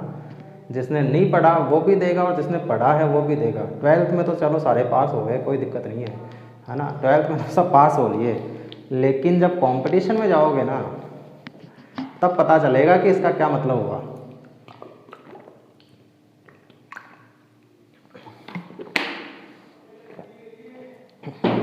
असली चीज़ वहाँ पता चलेगी कंपटीशन के अंदर, है ना। इसलिए खुश मत हो ज़्यादा एग्ज़ाम कैंसिल हो गए तो, नहीं होने चाहिए थे। हाँ, तुम लोगों के लिए सही हुआ कि हो गए, लेकिन एक्चुअल में देखो क्या है, मैं पहले भी बता चुका हूँ कि जितने स्टूडेंट्स हैं ना all over the India, 95% student तो पढ़ाई कर ही नहीं रहे। ठीक है, वो तो पढ़ भी रहे तो एकदम नॉर्मल सा कि हाँ भी मैं कैसे भी करके पास हो जाऊँ या 60% ले आऊँ, 70% ले आऊँ, कुछ इस तरह से। ठीक है, 5% स्टूडेंट ऐसे हैं जो रियल में पढ़ाई कर रहे हैं, वास्तव में, जिनका कुछ अता पता नहीं है। वो 16 घंटे 18 घंटे, पहले ही बता चुका हूँ, इतने इतने घंटे पढ़ रहे हैं, रात दिन पढ़ रहे हैं। उनको कोई मतलब नहीं है उनके सराउंडिंग क्या चल रहा है क्या नहीं चल रहा है, कोई मतलब नहीं है उनको केवल और केवल पढ़ाई करनी है। उनको अपना टारगेट दिखता है कि मेरे को मेडिकल कॉलेज में एडमिशन लेना है, मुझे उस इंजीनियरिंग कॉलेज में एडमिशन लेना है, तो मुझे इतना पढ़ना पड़ेगा, ये उनको पता है। और जिसको ये पता है और वो उस काम में लग गया तो वो ही सेलेक्ट होके जाएगा। बाकी तो सारे भीड़ में, भीड़ चाल है बाकी तो, और क्या है। बाकी तो भीड़ में सब चल रहे हैं, चल रहे हैं, चल रहे हैं, पता नहीं है क्यों चल रहे हैं, बस चल रहे हैं। कहाँ तक चलना है कुछ पता नहीं है, कब तक चलना है कुछ पता नहीं है, बस चल रहे हैं। ठीक है, तो फ़र्क उन 5% स्टूडेंट के पड़ा है जिन्होंने तैयारी करी थी, एग्ज़ाम कैंसिल हो गया। ठीक है, हालांकि चलो ठीक है 12th के परसेंटेज थे वो बना लेते अच्छे तो कोई दिक्कत नहीं थी। एक पॉजिटिविटी आती है अंदर से कि हाँ भाई मैंने इतनी तैयारी करी थी और मेरे 95, 99, 98% बने हैं। ठीक है, एक पॉजिटिविटी मिलती है। हालांकि उन परसेंटेज का कोई खास लेना देना नहीं है। 10th के परसेंट, 12th के परसेंटेज सिर्फ और सिर्फ तुम्हारी इमेज बनाने के काम में आते हैं और कोई काम में नहीं आते। 75 से ऊपर ले आओ, उसके बाद में उन परसेंटेज का कोई वैल्यू नहीं है, फिर चाहे आप 85 ला रहे हो चाहे 95 ला रहे हो। ठीक है, एलिजिबिलिटी जो है वो 75 है, नॉर्मली जितने भी एग्ज़ाम होने हैं उन सब में 75 से ऊपर की एलिजिबिलिटी किसी में भी नहीं है। हाँ, तुम्हें कोई कॉलेज में एडमिशन लेना है तो बात अलग है, बाकी यदि कोई एग्ज़ाम फाइट करना है तो उसके लिए 75 से ऊपर ले आओ, उसके बाद में कोई वैल्यू नहीं है उसकी। ठीक है, तो इसलिए केवल और केवल इमेज बनाने के काम करते हैं। तो एक पॉजिटिविटी रहती है कि हाँ भी मेरे परसेंटेज अच्छे बन गए, बाकी तो उन परसेंटेज का कोई वैल्यू नहीं है। ठीक है, बाकी वैल्यू किस चीज़ की है, जो कंपटीशन एग्ज़ाम तुम देने वाले हो ना, उस कंपटीशन एग्ज़ाम में तुम्हारे क्या आया है, क्या वैल्यू आई है, क्या मार्क्स आए हैं, कौन सी रैंक आई है, कहाँ पर तुम स्टैंड कर रहे हो, कौन सी कॉलेज मिल रही है, कहाँ एडमिशन ले रहे हो, वो सारी चीज़ें मैटर करती है उस कंपटीशन एग्ज़ाम के अंदर। ठीक है, इसलिए वो कंपटीशन एग्ज़ाम तुम्हारा क्लियर होना चाहिए। ये 12th के मार्क्स परसेंटेज कोई लेना देना नहीं है, सब फालतू की चीज़ें हैं। चलो, हाँ, तो अब अपना करंट से रिलेटेड चीज़ें सारी कंप्लीट हो गई थी। अपन बात कर रहे थे करंट डेंसिटी की। डेंसिटी इसको डिनोट करते हैं जे से, वेक्टर क्वांटिटी है। करंट तो स्केलर क्वांटिटी थी, लेकिन करंट डेंसिटी जो वेक्टर क्वांटिटी है। ठीक है, करंट डेंसिटी क्या चीज़ है वो चीज़ समझना। जैसे मान लो ऐसे कोई करंट फ्लो हो रही है इस तरह से, ठीक है, इस तरह से कोई करंट फ्लो हो रही होगी, ऐसे हो रही है ऐसे कोई करंट फ्लो। इस करंट फ्लो जब ऐसे हो रही है तो इसमें यहाँ पर एक एरिया ऐसे रख दिया मैंने इस तरह से, ठीक है। इसके एरिया की जो डायरेक्शन वो कैसी हुई, ऐसी हुई एरिया की डायरेक्शन, और करंट की डायरेक्शन से कितने एंगल पे आ रही है, थीटा एंगल पे आ रही है। ये करंट मान लो यहाँ से आई करंट फ्लो हो रही है, आई, और एरिया की डायरेक्शन ऐसे है। तो करंट डेंसिटी क्या होती है, करंट डेंसिटी जो है, करंट जो है वो करंट डेंसिटी और एरिया वेक्टर का स्केलर प्रोडक्ट होता है। करंट डेंसिटी जो होती है, एक मिनट फ़ोन आ रहा है, चलो बाद में बात कर लेंगे। हाँ, करंट डेंसिटी जो होती है, सॉरी करंट जो होती है वो करंट डेंसिटी और एरिया वेक्टर का स्केलर प्रोडक्ट होती है। करंट डेंसिटी की डायरेक्शन वो ही होती है जो करंट की डायरेक्शन होती है। स्केलर वेक्टर क्वांटिटी है तो डायरेक्शन होगी, तो करंट डेंसिटी की क्वांटिटी जो है वो ठीक वो ही होती है जो करंट की डायरेक्शन होती है। तो करंट डेंसिटी की डायरेक्शन भी ये है, एरिया की डायरेक्शन ये है, एंगल थीटा है, डॉट हटाएंगे तो क्या आएगा, कोस थीटा। तो आई इक्वल टू क्या हो जाता है, जे ए कोस थीटा हो जाएगा। तो जे इक्वल टू क्या होगा, आई अपॉन ए कोस थीटा। कुछ डेफिनेशंस है याद करनी है, कुछ ऐसा नहीं है। तो जे इक्वल टू क्या हो जाएगा, आई ए कोस, आई अपॉन ए कोस थीटा। मैं ये भी तो बोल सकता हूँ कि जे इक्वल टू, सुनना इस चीज़ को, आई अपॉन ए परपेंडिकुलर, ए कोस थीटा जो है, ए कोस थीटा, ये जो ए का इधर की तरफ कंपोनेंट होगा वही तो ए कोस थीटा होगा। ए कोस थीटा जो क्या इस करंट की डायरेक्शन में कंपोनेंट है एरिया का, ऐसा ही तो है। इसका मतलब इस एरिया को मैं ऐसे मान लूँ तो इस करंट का और एरिया के बीच में, करंट और इस प्लेन के बीच में एंगल कितना है, 90 डिग्री। यानी कि किसी भी प्लेन से, अब सुनना इस चीज़ को, किसी भी प्लेन से नॉर्मल डायरेक्शन में पर सेकंड जितनी चार्ज फ्लो हो रहा है, जितनी करंट फ्लो हो रही है, ठीक है, किसी भी यूनिट क्रॉस सेक्शन एरिया से नॉर्मल डायरेक्शन में जितना करंट फ्लो हो रही है उसी को नाम क्या देते हैं, करंट डेंसिटी। नॉर्मल डायरेक्शन में यूनिट एरिया से जितनी करंट फ्लो हो रही है उसी को नाम क्या देंगे अपन, करंट डेंसिटी। बाकी मेन फॉर्मूला है, डेफिनेशन से कोई लेना देना नहीं है, बस ये ध्यान रखना कि एरिया का अपन को वो कंपोनेंट लेना है जो करंट की डायरेक्शन में है, ठीक है, बस और कुछ नहीं करना। तो करंट डेंसिटी जे इक्वल हो जाएगा I upon A cos theta. Unit निकालेंगे तो करंट की यूनिट तो एम्पियर और area unit metre square, cos theta की यूनिट होती नहीं है, तो इसकी जो यूनिट निकल के आएगी, यूनिट आ जाएगी इसकी एम्पियर पर मीटर स्क्वायर हो जाएगी। तो यूनिट अपने पास में आएगी एम्पियर पर मीटर स्क्वायर, ठीक है। और अपन ने बोल दिया ये कैसी क्वांटिटी है, वेक्टर क्वांटिटी है, और इसकी डायरेक्शन क्या होती है, करंट डेंसिटी की डायरेक्शन ठीक वही होती है जो करंट की डायरेक्शन होती है। तो करंट की डायरेक्शन जैसी होगी वैसे ही क्या हो जाएगी, करंट डेंसिटी की डायरेक्शन हो जाएगी। तो इसका एक फॉर्मूला तो ये आ जाता है, ठीक है। यदि मैं इसको स्मॉल स्मॉल एरिया में डिवाइड कर लूँ तो एक फॉर्मूला ये और आ जाएगा, J vector dot D A vector, ठीक है।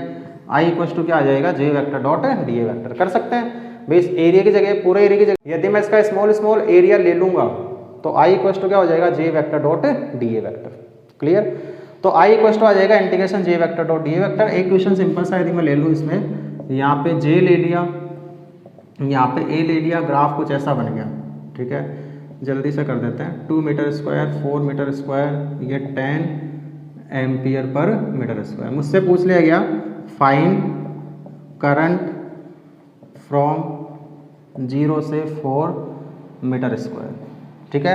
0 से 4 मीटर स्क्वायर के बीच में मुझे करंट की वैल्यू निकालनी है। तो एक चीज़ अपन को ध्यान रखनी है, वही चीज़ आ गई कि करंट डेंसिटी और एरिया के बीच में जो ग्राफ बनेगा उसका एरिया क्या बताएगा, करंट को बताएगा, ठीक है। तो इसका एरिया निकाल लो, एरिया निकालने तो क्या हो जाएगा, आई इक्वल टू, ये तो बन रहा है रेक्टेंगल, रेक्टेंगल का एरिया क्या होता है, perpendicular upon base, sorry length into breadth, 2 into 10 plus, ये ट्राइंगल बन रहा है 1/2 बेस इंटू हाइट, बेस कितना है 2 और हाइट कितनी है 10, ठीक है। 20 और 10 कितना होगा 30, तो करंट कितनी फ्लो होगी 30 एम्पियर। सिंपल सा क्वेश्चन है, बस इस टाइप के क्वेश्चन आते हैं। सिंपल क्यों हो गया, क्योंकि अपन को ये चीज़ पता चल गई, करंट डेंसिटी और एरिया के बीच में जो ग्राफ बनेगा उस ग्राफ का एरिया किसको, ग्राफ का एरिया जो बताएगा वो किसको बताएगा, करंट को बताएगा। क्लियर। तो ये अपने पास में एक छोटा सा टॉपिक आता है करंट डेंसिटी। अब उसके बाद में देखते हैं इसके अंदर एक आता है अच्छा टॉपिक, सच्चा टॉपिक, प्यारा टॉपिक, जिसको अपन बोलते हैं ओम्स लॉ। 9th-10th में पढ़ा होगा ओम्स लॉ। अरे पढ़ा है कि नहीं पढ़ा? 10th में पढ़ा था ओम्स लॉ। करंट इलेक्ट्रिसिटी है 10th में, पूरा पूरा चैप्टर ही है ये। जो अपन पढ़ रहे हैं वो सारी चीज़ें आती है वैसे उसके अंदर, अभी तक जो भी अपन ने पढ़ा है। आगे जो चीज़ें आएगी वो ज़रूर नहीं आती। थोड़ा बहुत मुझे भी 10th का आइडिया है, मैंने भी 10th पढ़ी है। चलो अब एक अच्छा सा टॉपिक अपने पास से है जिसको अपन नाम देते हैं ओम्स लॉ। लॉ है तो कुछ ना कुछ एक्सपेरिमेंटल बेस रिजल्ट आए हैं होंगे, उसको फिर एक लॉ में कन्वर्ट कर दिया होगा। ठीक है, इसको समझना। जैसे मान लो मेरे पास में एक वायर है, ठीक है, कंडक्टिंग वायर है इस तरह से। इस कंडक्टिंग वायर के दोनों एंड्स के बीच में जो पोटेंशियल डिफरेंस है वो कितना है? V। या V1 ले लो या V2 ले लो, डिफरेंस V1 माइनस V2 हो जाएगा, लेकिन अपन V के फॉर्मेट में लिखते हैं तो V है। इस वायर का जो रेजिस्टेंस है वो मैंने मान लिया R है, और इसमें जो करंट फ्लो हो रही होगी वो मैंने मान ली I है। ठीक है, यदि कोई भी फिजिकल कंडीशन में चेंज नहीं कर रहा हूँ, इसका मतलब ना तो मैंने कोई टेम्परेचर चेंज किया, यानी सराउंडिंग टेम्परेचर कांस्टेंट है। ठीक है, ना मैंने कोई प्रेशर चेंज किया, ना मैंने उसके ऊपर किसी तरह का प्रेशर क्रिएट किया है।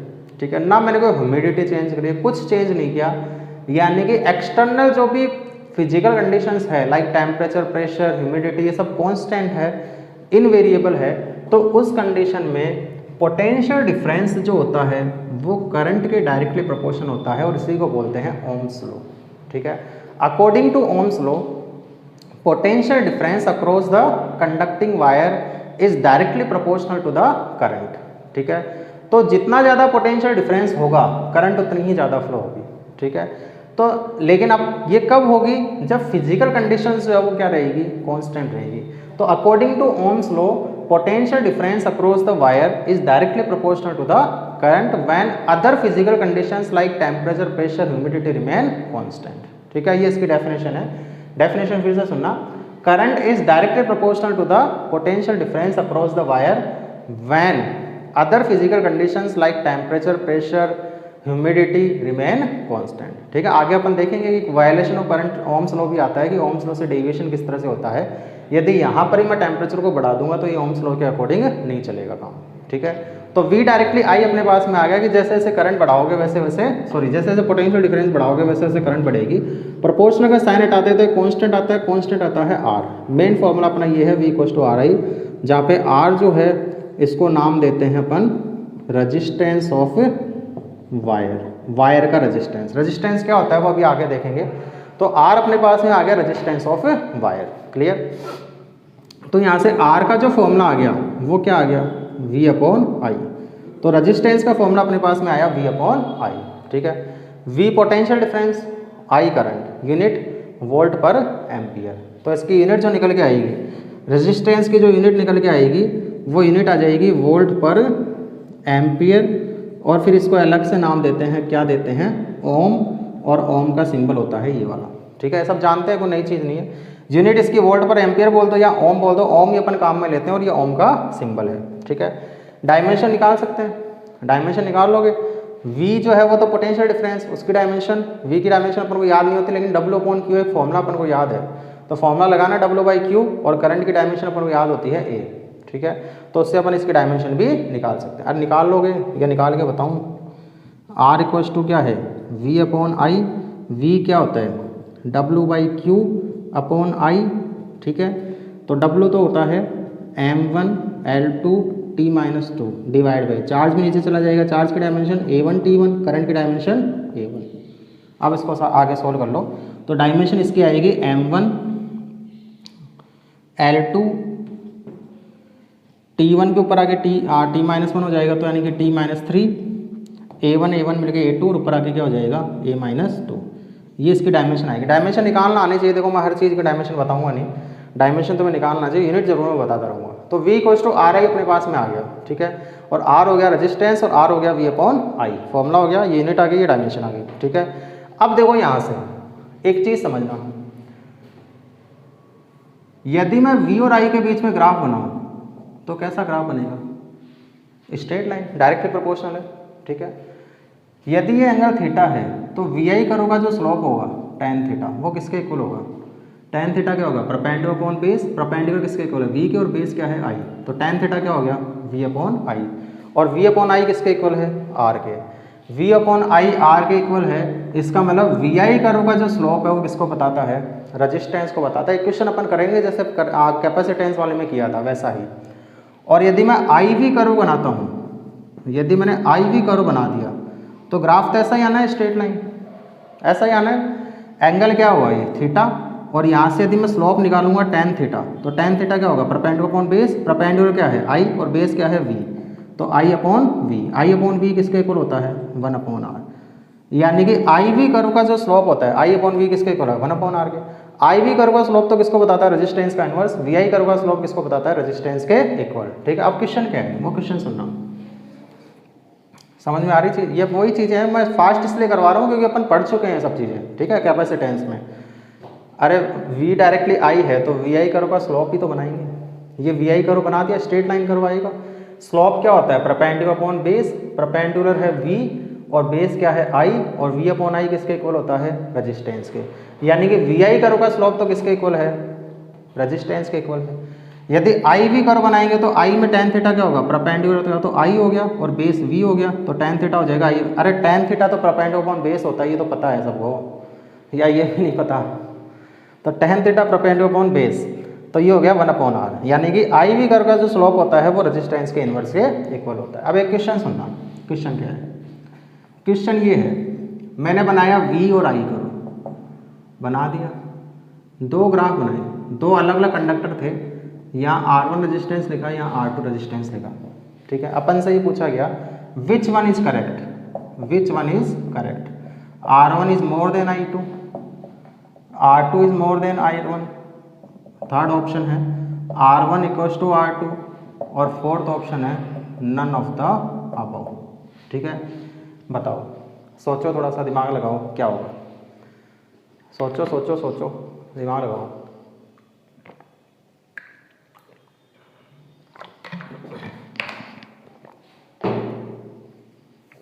सोचा?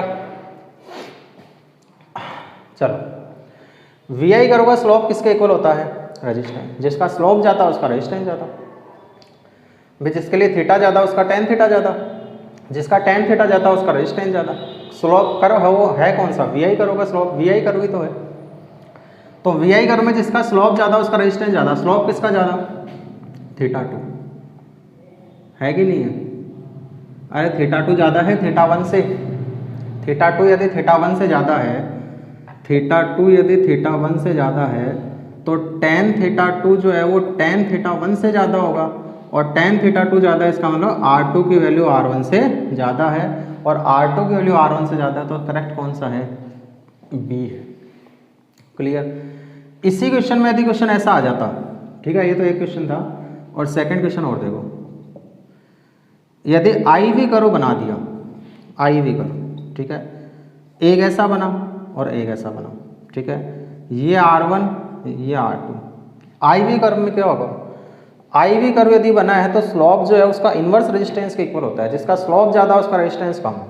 स्लोप किसका ज़्यादा? R2 का। कम किसका? R1 का। जिसका स्लोप ज़्यादा, ये तो कितना है? थीटा 2, ये कितना है? थीटा 1। अपन को ये पता चल गया theta 2 is more than theta 1, तो tan theta 2 is more than tan theta 1 हो जाएगा। और जिसका स्लोप ज़्यादा उसका रेजिस्टेंस कम, इसका मतलब R2 की वैल्यू कम होगी R1 से। इसका तो आंसर ये होगा और इसका आंसर ये वाला होगा। समझ में आ रही? सिंपल क्वेश्चन है, कोई ज़्यादा खास क्वेश्चन नहीं है। इस टाइप के क्वेश्चंस आते हैं एग्जाम में, ठीक है, ऐसे क्वेश्चन जो है वो एग्जाम में आते हैं। क्लियर? तो ये अपना थोड़ा बहुत रेजिस्टेंस के बारे में अपन ने देख लिया, सॉरी ओम्स लॉ के बारे में अपन ने देख लिया। अब रेजिस्टेंस देखते हैं, रेजिस्टेंस एक्चुअल में क्या चीज़ है। रेजिस्टेंस तो वैसे अपन को पता है क्या होता है। क्या होता है? एक तरह की बाधा है, विपदा है। विपदा कौन सी? जो चार्ज को फ्लो होने से रोकती है। जो चार्ज को फ्लो, इस कंडक्टर के अंदर की एक ऐसी प्रॉपर्टी जो चार्ज को फ्लो होने से रोकती हो, which opposes the flow of charge, property of a conductor which opposes the flow of charge is called resistance. ठीक है। Resistance is the property of any conductor which opposes the flow of charge, flow of current is called resistance. Charge का flow को oppose कर दो या current का flow को oppose कर दो, एक ही बात है, तो उसको अपन नाम क्या देते हैं, रेजिस्टेंस नाम देते हैं, ठीक है। तो resistance is the property of any conductor which opposes the flow of current is called resistance, ठीक है। तो रेजिस्टेंस करंट को फ्लो होने से रोकती है। अब ये डिपेंड किस पे करती है, एक चीज, एक क्वेश्चन समझना, यदि किसी वायर के अक्रॉस पोटेंशियल डिफरेंस को बढ़ा दिया जाए तो करंट पे क्या इफेक्ट होगा। यदि मैंने V को बढ़ा दिया तो करंट पे क्या इफेक्ट आएगा, सोचो।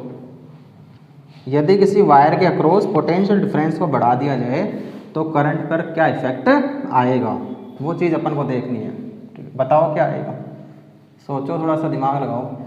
V को बढ़ाया तो रेजिस्टेंस पे क्या इफेक्ट आएगा, पहले बता रखिए मैंने ऐसी चीज़ें। ज़्यादातर का आंसर क्या होगा, V बढ़ा दिया, R equals to V/I, V बढ़ा R बढ़ गया। नहीं भैया, ऐसे नहीं होगा। देखो मैंने बोला मैंने पोटेंशियल डिफरेंस को बढ़ा दिया, V को बढ़ाया तो V डायरेक्टली I है तो I भी तो बढ़ा। यदि V बढ़ाया तो I भी बढ़ा, V डबल हुआ तो I भी डबल हुआ, तो रेजिस्टेंस क्या रह गया, कांस्टेंट रह गया। यानी कि R जो है resistance, R doesn't depends upon किस पे, V एंड I, V और I पे डिपेंड नहीं करता है। चीज़ पहले ही बता चुका हूँ कि प्रोपोर्शनल का साइन हटा के जो कांस्टेंट आता है वो कांस्टेंट कभी भी प्रोपोर्शनल वाली चीज़ों पे डिपेंड नहीं करता। गांठ बांध लो इस चीज़ को, ये बहुत काम आएगी चीज़ें, ठीक है। चीज़ें बहुत काम आने वाली है कि प्रोपोर्शनल का साइन हटा के जो भी कांस्टेंट आता है वो कभी भी इन पे डिपेंड ही नहीं करता, चाहे कैसा भी फॉर्मूला हो। यही नहीं, चाहे कैसा भी फॉर्मूला हो, जो भी कांस्टेंट आएगा वो कांस्टेंट कभी भी इन वाली चीज़ों पर डिपेंड नहीं करता है, क्योंकि ये बढ़ता है तो ये भी बढ़ता है तो ये कांस्टेंट ही रह जाता है, ठीक है। तो रेजिस्टेंस जो है वो V और I पे तो डिपेंड नहीं करता, तो डिपेंड किस पे करता है, डिपेंड करता है एक तो मटेरियल के ऊपर कि मटेरियल कैसा है, ठीक है। इसका मटेरियल कैसा है, कौन सा मटेरियल का बना हुआ है, कंडक्टर कौन सा है, कॉपर है, जिंक है या और कोई कंडक्टर है। मटेरियल के ऊपर एक डिपेंड करता है टेम्परेचर के ऊपर, प्रेशर के ऊपर, ठीक है, और ह्यूमिडिटी के ऊपर। तो जो भी फिजिकल कंडीशंस है उन सब के ऊपर डिपेंड करता है और एक मटेरियल के ऊपर डिपेंड करता है, ठीक है। तो मटेरियल जितना ज़्यादा होगा उसके अकॉर्डिंग रेजिस्टेंस जो चेंज हो सकता है, टेम्परेचर पे डिपेंड करता है, प्रेशर पे डिपेंड करता है, ह्यूमिडिटी पे डिपेंड करता है। एक डिपेंड करता है इसके डायमेंशन के ऊपर। डायमेंशंस मतलब वायर की लेंथ, एरिया, इन सब के ऊपर, ठीक है। लेंथ पे डिपेंड कर लेगा, एरिया पे डिपेंड कर लेगा, उन सब पे डिपेंड करता है, समझो। मटेरियल का तो समझ में आता है। टेम्परेचर यदि मैं बढ़ाऊंगा इस कंडक्टर का तो जो करंट होगी उसमें चेंज होगा बिना पोटेंशियल डिफरेंस के चेंज हुए, क्योंकि जैसे टेम्परेचर बढ़ाऊंगा इलेक्ट्रॉन्स को क्या मिल जाएगी, एनर्जी मिल जाएगी। एनर्जी मिल जाएगी तो और तेज़ी से इधर उधर भागेंगे तो करंट चेंज हो जाएगी। पोटेंशियल डिफरेंस तो उतना ही रहा लेकिन करंट चेंज हो गई, यानी कि V कांस्टेंट रहते हुए I चेंज हो गया तो रेजिस्टेंस चेंज हो गया। इसलिए अपन ने बोला था कि ओम्स लॉ केवल और केवल फिजिकल कंडीशन जब कांस्टेंट होती है तभी अप्लीकेबल है, क्योंकि जैसे टेम्परेचर बढ़ा दोगे तो V डायरेक्टली I के नहीं रहेगा। अब V I तो मान लो डबल हो गया, V थोड़ा सा ही बढ़ाया, समझ में आ रही चीज़। इसलिए जब तक फिजिकल कंडीशन कांस्टेंट है तब तक ही ओम्स लॉ अप्लीकेबल है, ठीक है। तो रेजिस्टेंस जो है वो मटेरियल पे डिपेंड करेगा, टेम्परेचर पे डिपेंड करेगा, प्रेशर पे डिपेंड करेगा, ह्यूमिडिटी, फिजिकल कंडीशंस पे डिपेंड करता है, साथ के साथ लेंथ और एरिया पर भी डिपेंड करता है, ठीक है। अब लेंथ और एरिया पे कैसे डिपेंड करता है वो चीज़ समझना। जैसे मान लो ये वायर था, ये वाला, ठीक है, इलेक्ट्रॉन को यहाँ से यहाँ जाना था, ठीक है। एक ये वायर है, इलेक्ट्रॉन को यहाँ से यहाँ जाना है। कौन से में इलेक्ट्रॉन इजीली चला जाएगा, ऊपर वाले में या नीचे वाले में, नीचे वाले में। जिसकी लेंथ जितनी कम होगी इलेक्ट्रॉन आसानी से क्रॉस कर जाएगा। इसका मतलब रेजिस्टेंस कम मिला इसको, रेजिस्टेंस कम मिला, यहाँ पे रेजिस्टेंस ज़्यादा मिलेगा क्योंकि इसके अंदर क्या है, रेजिस्टेंस एक्चुअल में क्या चीज़ है भाई, रेजिस्टेंस का मतलब क्या समझते हो तुम। जैसे मान लो ये वायर है, ठीक है, ऐसे अपन रेजिस्टेंस का मतलब समझना, एक्चुअल में मीनिंग क्या है रेजिस्टेंस का। इस वायर में क्या है, बहुत सारे इलेक्ट्रॉन्स हैं, रैंडमली मोशन करते रहते हैं इधर उधर, ठीक है। ये इलेक्ट्रॉन को मान लो, इस इलेक्ट्रॉन को यहाँ से यहाँ पहुँचना है, इस इलेक्ट्रॉन को यहाँ से यहाँ जाना है, ठीक है। ये क्या करेगा, ये चलेगा लाइक, इससे टकराएगा, इससे टकरा के मान लो इधर निकल गया, इससे टकराएगा, फिर हो सकता है इधर निकल गया, इधर से टकराएगा, फिर हो सकता है इधर निकल गया, फिर हो सकता है इधर निकल गया, फिर हो सकता है इधर निकल गया। तो जितना ज़्यादा लंबा रास्ता होगा उतने ही ज़्यादा कोलिजन्स होंगे, और जितना ज़्यादा कोलिजन होगा उतना ही ज़्यादा उसको रेजिस्टेंस मिलेगा। रेजिस्टेंस क्या है एक्चुअल में, इसके अंदर के ही जो इलेक्ट्रॉन्स है वो इसको रोकने की कोशिश करते हैं। रोकने की कोशिश कैसे कर रहे हैं, कोलिजन बढ़ा के, कोलिजन बढ़ रहे हैं, कोलिजन बढ़ रहे हैं, तो इसका मतलब वो यहाँ तक पहुँचने में जोर आएगा, तो इसका मतलब इसका रेजिस्टेंस ज़्यादा है। एक मान लो इतना सा ही वायर था, ठीक है, ये इलेक्ट्रॉन था, ये इलेक्ट्रॉन था, ये इलेक्ट्रॉन था, ये इससे टकराया, हो सकता है इससे टकरा के इधर पहुँच गया, फिर हो सकता है इधर पहुँच गया, कोलिजन कम हुई तो रेजिस्टेंस कम हुआ। इसका मतलब इसमें तो इजीली पहुँच जाएगा, इसमें मुश्किल से पहुँचेगा। इसका मतलब जितनी ज़्यादा लेंथ होगी रेजिस्टेंस उतना ही ज़्यादा होगा, जितनी कम लेंथ होगी रेजिस्टेंस उतना ही कम होगा। इसको भी समझ सकते हो कि जैसे मान लो मुझे एक गली को क्रॉस करना है, बीच में कांटे लगे हुए हैं, ठीक है, बीच में बहुत बड़े बड़े कांटे लगे हुए हैं और मुझे गली को क्रॉस करना है। एक तो मान लो मुझे इतनी लंबी गली को क्रॉस करना है, कांटों का मतलब रेजिस्टेंस, और एक मुझे इतनी सी गली को ही क्रॉस करना है, बीच में क्या लगे हुए हैं, ये कांटे लगे हुए हैं, लगा दिए, ठीक है, और मैं यहाँ खड़ा खड़ा सोच रहा हूँ कि इसको क्रॉस कैसे करूँ, ये कांटे लगा दिए, मैं यहाँ खड़ा खड़ा सोच रहा हूँ कि मैं यहाँ तो ये सोच रहा हूँ कि काश मैं इस गली में होता, क्योंकि इसका रास्ता छोटा था, मैं इजीली क्रॉस कर जाता, 2-4 लग भी जाते तो कोई बात नहीं, लेकिन यहाँ तो मैं क्रॉस करने में 10 बार सोचूंगा, यार इतनी लंबी गली है मैं कैसे क्रॉस करूँगा। इसका मतलब यहाँ मुझे रेजिस्टेंस ज़्यादा मिला है, यहाँ मुझे रेजिस्टेंस कम मिला है। तो इसका मतलब अपन ये बोल सकते हैं कि एक तो रेजिस्टेंस जो है वो रेजिस्टेंस डायरेक्टली किसके है, लेंथ, जितनी ज़्यादा लेंथ होगी वायर की उतना ही, लेंथ ऑफ द वायर, जितना ज़्यादा वायर की लेंथ होगी उतना ही ज़्यादा क्या होगा, रेजिस्टेंस रहेगा, एक चीज़।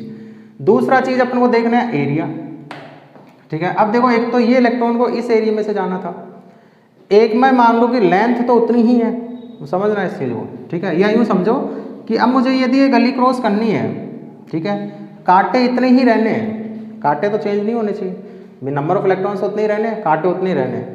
मैंने क्या किया, इस गली की चौड़ाई को बढ़ा दिया, इस गली को और चौड़ा कर दिया। अब मुझे निकलने में थोड़ी सी आसानी होगी कि नहीं होगी, एक तो पतली सी गली थी मुझे क्रॉस करना था, एक थोड़ी चौड़ी सी गली, तो कांटे फैल गए, कांटे फैल गए तो मुझे गैप मिल गया निकलने के लिए भी। कांटे जैसे मान लो 100 कांटे लगे हुए थे, एक तो सकरी सी गली में लगे हुए थे 100 कांटे, मुझे उसको क्रॉस करना था, एक चौड़ी सी गली में लगे हुए थे 100 कांटे, मुझे अब क्रॉस करना है। तो इसका मतलब जो 100 कांटे लगे हुए हैं उनके बीच में सकड़ी सी गली जब थी उसमें तो दो कांटों के बीच में गैप कम था, तो मुझे निकलने में जोर आता। लेकिन जब मैंने उसको चौड़ी कर दिया तो अब 2 कांटों के बीच में गैप ज़्यादा हो गया, तो मैं थोड़ा इजीली निकल सकता हूँ, ठीक है। इसका मतलब यदि एरिया बढ़ा देते हैं तो रेजिस्टेंस क्या हुआ, कम हो गया, हुआ। तो एरिया बढ़ाएं तो रेजिस्टेंस कम होगा, इसका मतलब रेजिस्टेंस इन्वर्सली किसके हो गया, समझ में आ रही चीज़, रेजिस्टेंस किसके हो गया, इन्वर्सली एरिया के, ठीक है। अब इसको चीज़ को समझना, तो रेजिस्टेंस जब इन्वर्सली हो गया एरिया के, तो अब इस चीज़ को समझो कि इसमें क्या होगा, यदि मैं इन दोनों को एक साथ में लिख दूँ, इन दोनों को एक साथ में लिख दो, एक साथ में कैसे, R जो है इसको यदि मैं एक साथ में लिखूंगा तो R डायरेक्टली किसके हो गया, L/A हो जाएगा, R डायरेक्टली L/A, ठीक है। प्रोपोर्शनल का साइन हटाएंगे तो कांस्टेंट आएगा, R = ρ L/A, R = ρ L/A, जहाँ पे रो जो है इसको बोला जाता है रजिस्टिविटी ऑफ वायर, ठीक है। R को बोला जाता है रजिस्टिविटी ऑफ वायर, ठीक है। तो रजिस्टिविटी ऑफ वायर यदि ये हो गया तो रो का फॉर्मूला क्या हो गया, RA/L। तो रजिस्टिविटी का जो फॉर्मूला आया है वो आया है RA/L।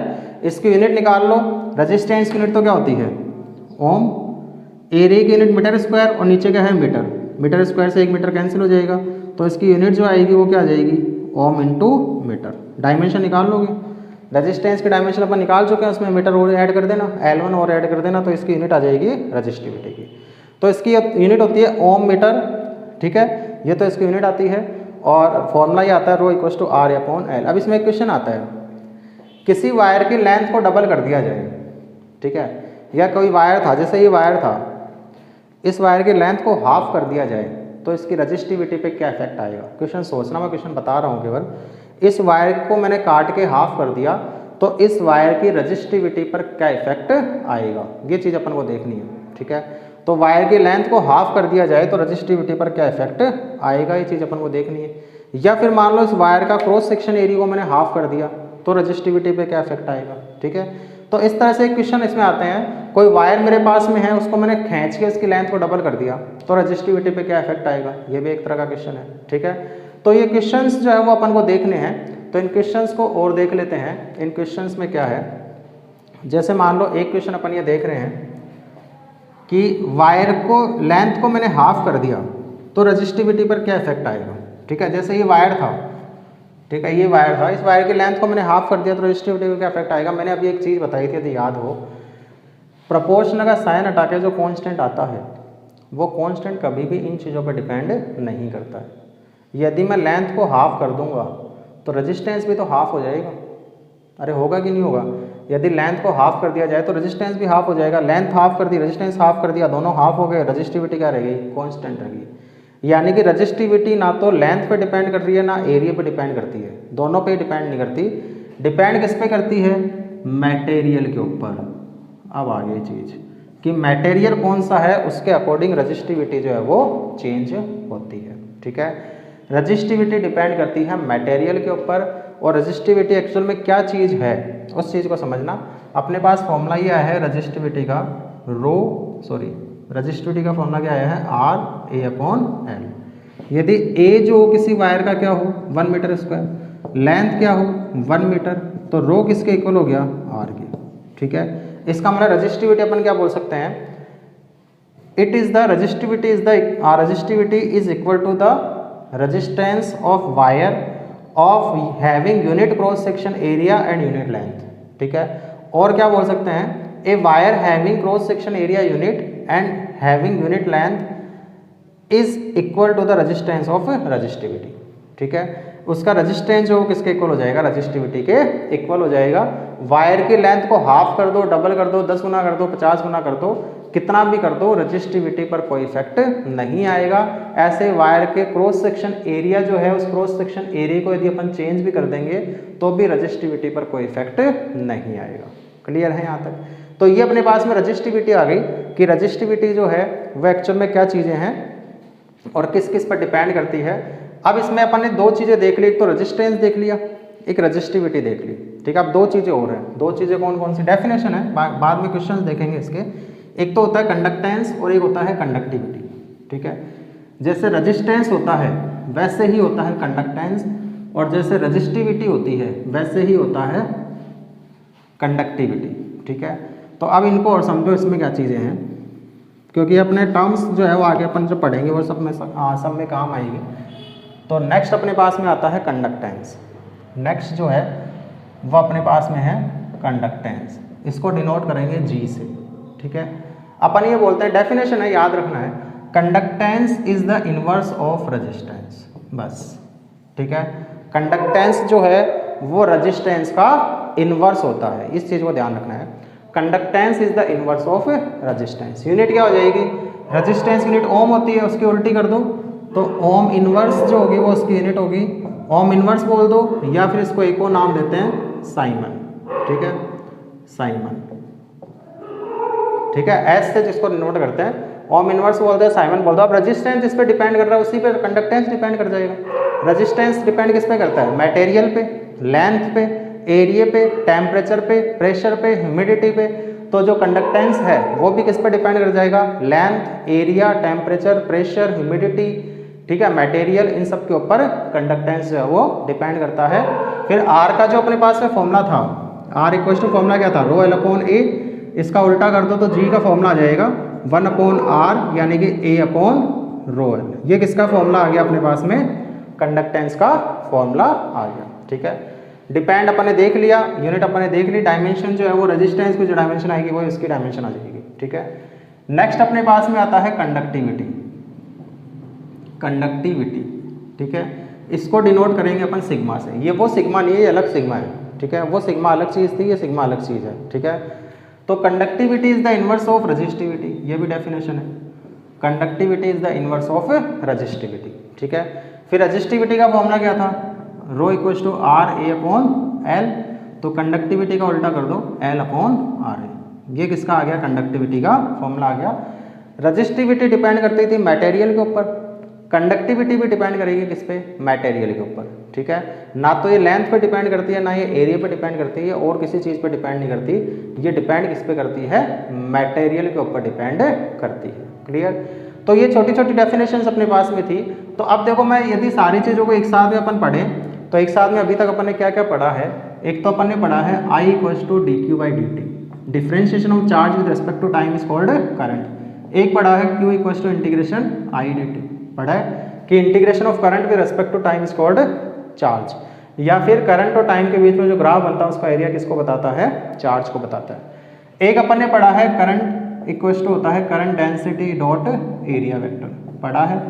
एक अपन ने पढ़ा है J equals to I upon A cos theta, पढ़ा है, करंट डेंसिटी का फॉर्मूला, ठीक है। एक अपन ने पढ़ा है ओम्स लॉ। ओम्स लॉ क्या था, tan थीटा यानी कि वी आई कर्व का स्लोप जो था वो था V अपॉन आई यानी कि R, ठीक है, ये अपना ओम्स लॉ था। एक अपन ने पढ़ा है R equals to formula rho L upon A, और एक अपन ने पढ़ा है rho equals to R A upon L. फिर एक अपन ने पढ़ा है कंडक्टेंस, एक अपन ने पढ़ा है कंडक्टिविटी, ठीक है। तो ये सारी चीज़ें अपन ने अभी तक पढ़ ली है। फॉर्मूलेस कुछ आगे हैं, इन फॉर्मूलों को अपन आगे यूज़ में लेंगे, इसलिए मैंने फॉर्मूले एक साथ में लिख दिए हैं। फॉर्मूले याद रखना है, बाकी तो क्वेश्चंस जो अपन ने किए थे वो क्वेश्चंस ध्यान रखने ही है। डेफिनेशंस कोई काम की चीज़ नहीं है, बस फॉर्मूले ध्यान रखना है, ठीक है, कि कौन सा फॉर्मूला किस तरह से अपन को काम में लेना है।